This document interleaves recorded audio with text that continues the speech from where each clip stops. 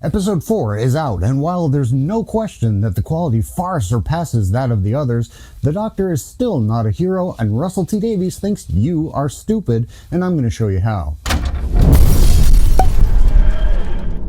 Show me, Daddy. Don't be creepy.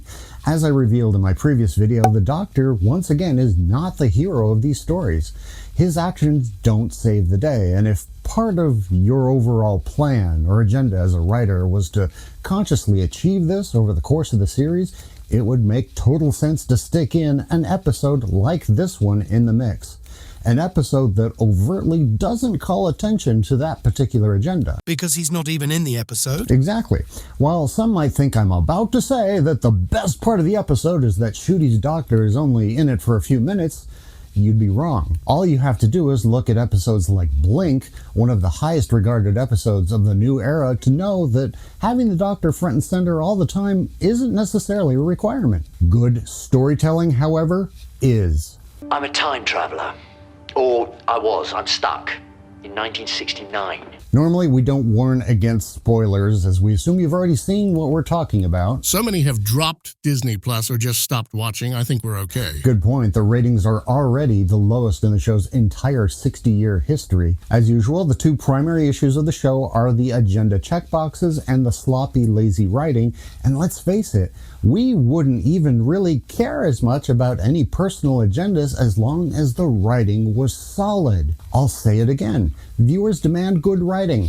Full stop. The Kathleen Kennedys and Russell T Davies of the world can deflect and call everyone ists and phobes all they want, but that's not the truth. Again, this episode is head and shoulders above the others this season so far, but it's a textbook example of lazy writing trying to masquerade as clever when it's really anything but. The Doctor and Ruby arrive in Wales, and he just happens to make an off-the-hand comment about a Welsh politician in the future who's going to go all trigger-happy with nuclear weapons. The Doctor immediately breaks the barrier of a fairy circle and disappears. Ruby notices an old woman gesturing at her repeatedly in the distance, but she can't get any closer to talk to her, and everywhere she goes, the woman follows, always at a distance that we later learn is always 73 yards. Ruby eventually wanders off and encounters a hiker who's been in every episode this season, and she convinces her to talk to the old woman since she can't get close enough to do it.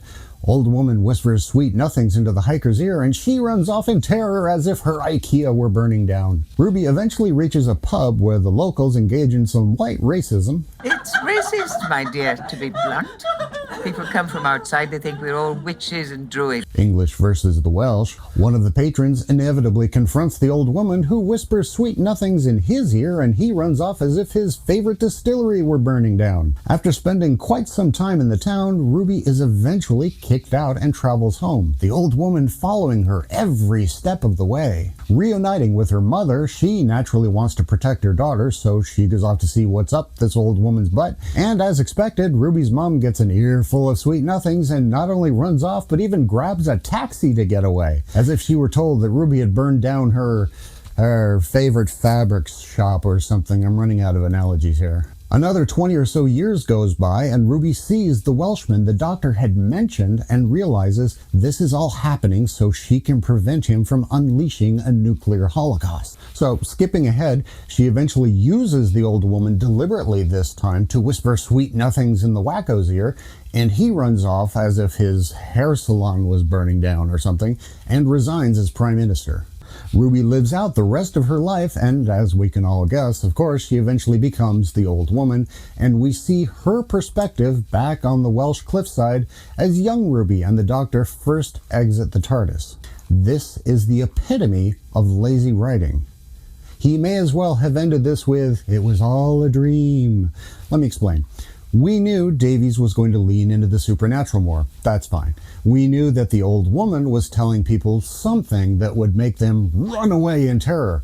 We knew that it had to be either something factual that Ruby herself didn't know yet, or the result of some witch-like powers or mind control. Either one of those things would have been absolutely fine story-wise. Side note, Kate Lethbridge-Stewart even gets involved at one point, and despite her experience in dealing with this exact sort of thing, she didn't have the common sense to have her men at least wear earplugs. Or some other way of immobilizing her. Alien tech. Right, but apparently she's an idiot too now. The bottom line is that the reason for all of this is never explained, and when we find out it's Ruby all along, your storytelling potential is shot. Forget about all the other people she did this to in the story for a moment. Consider, what is she possibly going to say to her own stepmother that would make her run away and change the locks on her apartment? Not happening. Those sweet nothings, that wasn't a joke. They're literally nothing. I totally get that bringing her stepmother into this would totally take the foundation under Ruby's life out from under her. I get that, but it's a bridge too far. Let's just give Davies the benefit of the doubt for a moment. Let's assume she got fairy powers at the end, that she was able to instill terror in whoever she spoke to. And she had to be cruel to the person who raised her just to be consistent. That still brings us to the second issue of this episode.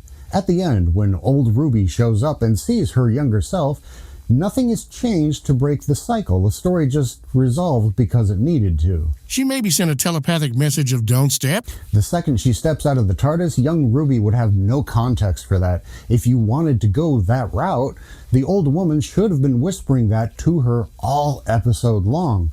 Or, better yet, there were a few moments where some people were actually able to report what the old woman had said, and all we ever get is, ask her. That was an opportunity to have them say, don't step. It's the J.J. Abrams Lost method. Puzzle the audience into thinking you're clever and then casually just forget to pay anything off. And why was there a fairy circle memorial for someone who hadn't been born yet? You can ask all of the obvious questions you want. Davies literally thinks the audience, you, are stupid. Here's some more proof. Something that I didn't mention in my last video that was kind of nagging at me and my brain just really wouldn't let it go.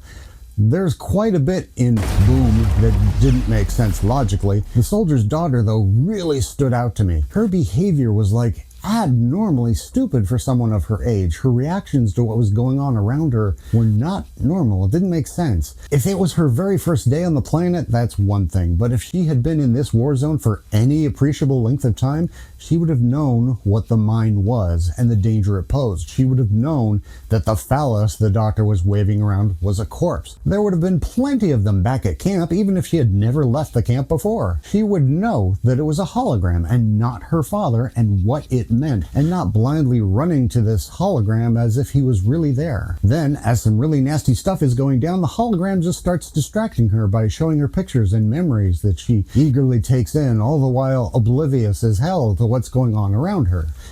Then it hit me. This is what Davies thinks of us. She is an allegory for the audience. The audience is stupid. The audience is oblivious to the violence and the other things going on around us in the world.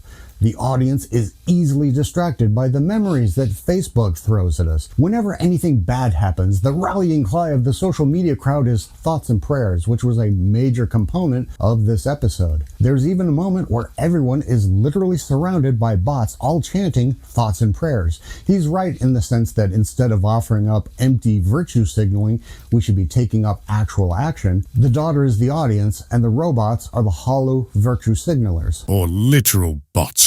Right, you are, Doge. Look at the state of Twitter right now. There are some bots out there that are making posts and other bots that are responding to those posts.